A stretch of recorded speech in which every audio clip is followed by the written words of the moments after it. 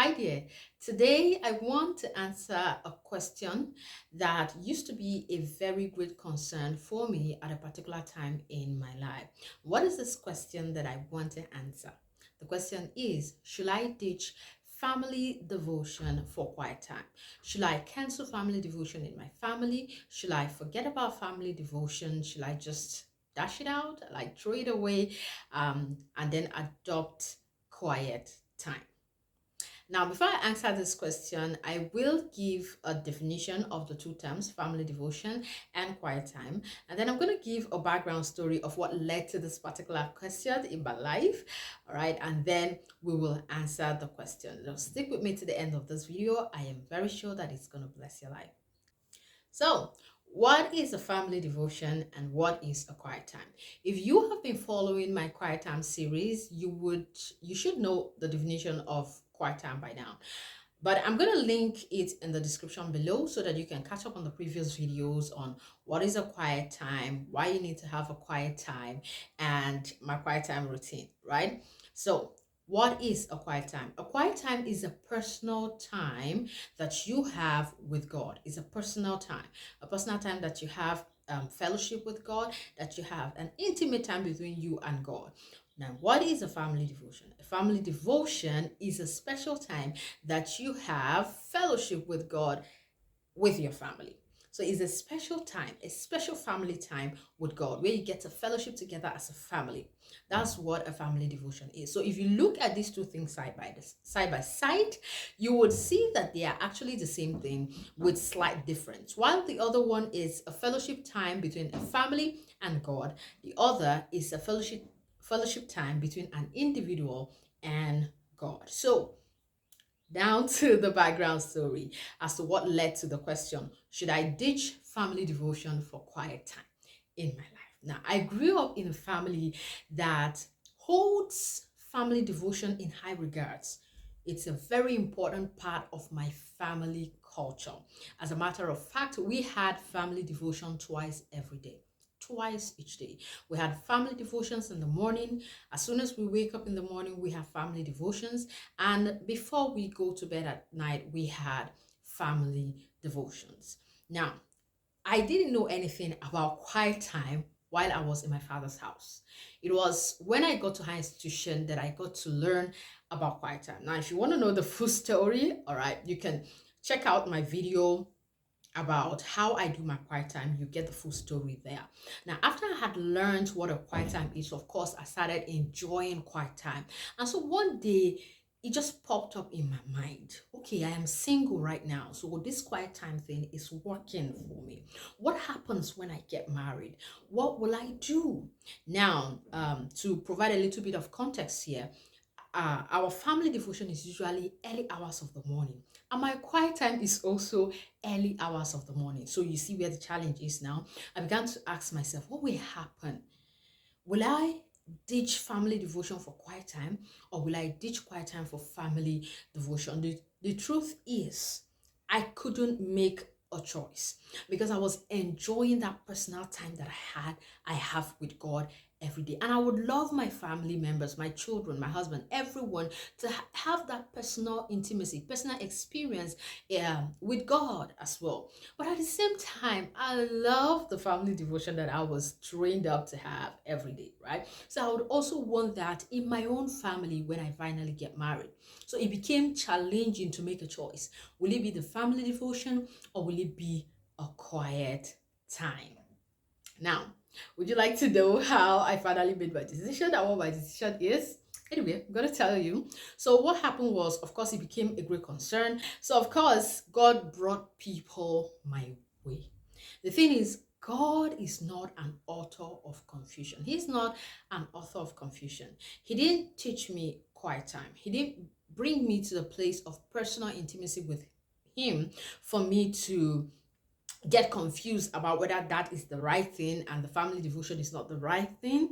No. So he brought people my way that made me understand that the question in my heart wasn't so much of a big deal. God has the answer for it. So, solution number one, my friend came visiting one day and we got chatting. As at then, Remember, I was still in school when this was happening. I was still in higher institution when this was happening. As at then, she was living with a family, her discipler. So, according to her, how they do their family devotion is this. So every morning, their discipler will wake them up, and everyone goes to do their quiet time. And then after their quiet time, at a particular time, everyone converges at the sitting room and they have their family devotion together. That is where you get to share what you learned from your quiet time and all that. So that's their own method. So when she told me this, I felt relieved. Oh my God. I was like, wow. So this is doable. I can actually have my family devotion and still have the quiet time even as a family person, right? So that is but in fact, that wipes that question away. And I was glad that, okay, finally I have a solution to this. But trust God, He's not done with me yet. So He still brought so many other people my way who gave me different versions of their stories on how they handle quiet time and family devotion, even without me asking. That's the that's the very interesting part of this whole thing. So fast forward to years later, I got married. I was scrolling through social media one day and I saw this Christian woman. She's a family woman. She's a business lady. She's also a mother, right? So she ticks all the boxes. She checks all the boxes that I am looking at when I'm talking about this question. So she was sharing her personal work about her personal work with God, and she mentioned three key things. She said, personally in her life, remember, she wasn't saying you should do that, but she was talking about her personal work with God. And she said there are three levels of prayer, three kinds of prayer she does every morning. So there is one that services her prayer altar. There's one that has to do with her couple altar, that's between her and her husband, and there's one that is for the family. And so she was addressing quiet time, personal quiet time between her and God, and then a couple altar where she and her husband gets to pray together, and then a family devotion where the children comes in, everyone sit down and they worship God together. And wow, was I excited? Of course, I was. I was happy to hear that. I was like, okay, this is really very, very doable. Indeed, when I heard that, I said, yes, even more solution has come. So I was very happy when I heard that. So what have I adopted for my family? What have we adopted in my family today as a married woman? Okay, so when I got married, at first it was just me and my husband before the kids started coming. So what I do back then, I would wake up as early as 4 a.m. sometimes, right, to have my quiet time. And during the time when I used to wake up at 4 a.m., I wouldn't wake my husband up when I wake up. I'll just go pray, do my quiet time. And when I am done, at about 5:30 or so, then we have our own couple prayer, family devotion together, and then we go about our daily activities. When the kids started coming in, it became difficult for me to do 4 a.m. quiet time. So what now happens is, once I wake up in the morning, of course, we have prayers. I have my prayers with my husband, couple prayers first, and after that, I go ahead to do or whatever I need to do for the day. And when they are off to work and my kids to school, I settle down to do my quiet time. And then at night, when everyone is around, we sit down to do a family devotion together. For my kids, for my son, who is grown a little bit already, he prays on his own in the morning. I'm teaching him to do that. I want him to develop that habit of talking to God on his own.